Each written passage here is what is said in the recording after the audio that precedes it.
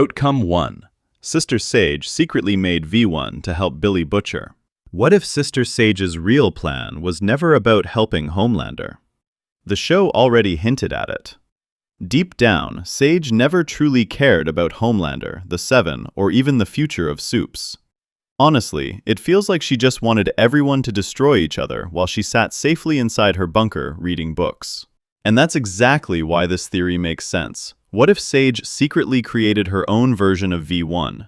Think about it. She's the smartest person alive. There's no way she would rely only on Soldier Boy to stop Homelander, especially knowing Soldier Boy could easily switch sides at any moment. So Sage prepares a backup plan, not for herself, but for Billy Butcher.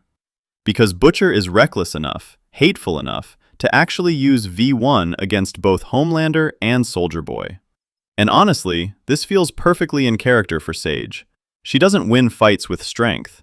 She wins by manipulating everyone around her. Imagine the final battle. Homelander thinks he finally won. Soldier Boy is standing beside him. And then suddenly, Butcher walks in with powers again. Only this time, the entire war was planned by Sister Sage from the very beginning. Outcome 2. Sister Sage creates the virus for V1. What if Sister Sage's final plan was far darker than anyone expected? The show already hinted that Sage never truly cared about Homelander winning.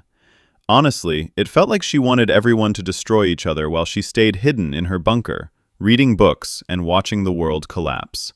And that's why this theory actually makes sense. What if Sage secretly created a new version of the V1 virus, powerful enough to kill every single Supe alive? Not just Homelander, not just Soldier Boy, every Supe. Because someone as intelligent as Sage probably sees Supes as the biggest threat to humanity itself. But there's one problem. No normal person would ever be willing to release something that deadly, except Billy Butcher. Because Butcher is the only person ruthless enough to sacrifice anyone, even himself, if it means finally ending Supes forever. And honestly, that would make the ending terrifying. Imagine Butcher standing there with the virus in his hands, fully knowing Ryan could die too. And for the first time, even Butcher wouldn't know if he's saving the world or becoming the monster himself. Outcome 3. Soldier Boy removes Homelander's powers. What if Homelander doesn't die in the end, but loses everything instead?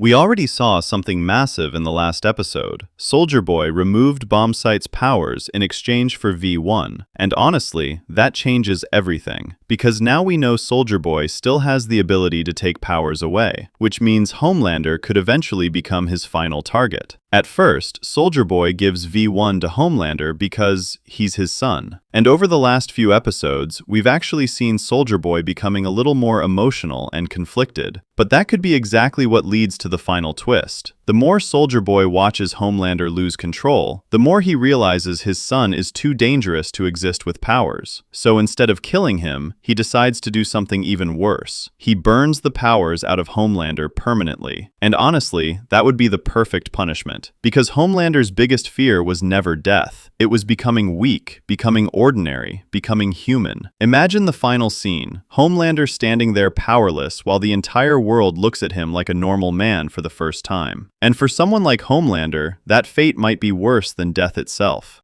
Outcome 4. Homelander takes V1, but it destroys him. What if the thing that finally destroys Homelander is V1 itself? At this point, Homelander is obsessed with becoming stronger, strong enough to control everyone, strong enough to never feel fear again. And that's exactly why he might take V1 without fully understanding its consequences. At first, it probably works. Homelander becomes even more powerful than before, faster, stronger, almost unstoppable. But what if V1 was never meant to save Supes? What if it turns out to be a curse instead? We already know V1 is dangerous and unpredictable, so there's a chance the serum slowly starts destroying Homelander from the inside. His body begins breaking down, his powers become unstable, maybe even his mind starts collapsing completely. And the scariest part? Homelander would probably keep using it anyway, because someone like him would rather die as a god than live as a weak human. Imagine the final battle. Homelander looks unstoppable on the outside, but internally, V1 is slowly killing him every second. And for the first time in his life, Homelander realizes he's not invincible after all. Outcome 5. Ryan and Butcher sacrifice themselves. What if the ending of The Boys becomes a complete tragedy? At this point, Billy Butcher already knows he's dying, but during the final war, he realizes something important. Ryan might actually be the only person powerful enough to stand against Homelander, and honestly, that changes everything. For the first time, Butcher stops seeing Ryan as just Homelander's son. He starts seeing him as humanity's last chance. So Butcher, the boys, and Ryan all come together for one final brutal fight against Homelander. And this wouldn't be some clean superhero battle either. It would be violent, desperate, absolute chaos. People dying one after another while Homelander keeps pushing harder and harder. Maybe Frenchie dies trying to stop Homelander. Maybe Kimiko sacrifices herself protecting Ryan. Maybe even Starlight and Huey get taken down during the fight. But in the end, Ryan and Butcher refuse to back down. Together, they finally kill Homelander. But the victory comes at the ultimate cost. Because by the time the fight is over, Ryan is dead, Butcher is dead, and almost nobody is left standing. A final victory that feels more like the end of everything. Outcome 6. Homelander wins. What if the ending of The Boys takes the most unexpected turn of all, and Homelander actually wins? At this point, everything has already escalated beyond control. The boys are exhausted, fractured, and out of time. But they still push forward one last time, believing this is the fight that will finally end Homelander. They're wrong, because Homelander isn't just stronger now, he's completely unrestrained. No hesitation, no moral limits, no fear. For the first time, he stops holding back entirely, and that changes the entire battlefield. One by one, the resistance begins to fall. Maybe Frenchie goes down trying to buy time for an escape that never comes. Maybe Kimiko fights with everything she has, and still can't land the final blow. Maybe even Butcher, despite everything, despite all the hatred, finally realizes he's outmatched in a way he never was before. And Ryan doesn't become the savior anyone hoped for. Instead of turning against his father, he hesitates, just long enough, and that hesitation costs everything. Because Homelander doesn't hesitate at all. He ends it, not just the fight, but the resistance, the hope, the rebellion. And when the dust finally settles, there's no comeback plan, no hidden backup, no last-minute save, just silence. Homelander stands alone, and for the first time, he doesn't have to pretend anymore. He's not a hero. He's not a villain with limits. He's the only power left. And the most terrifying part? He knows it.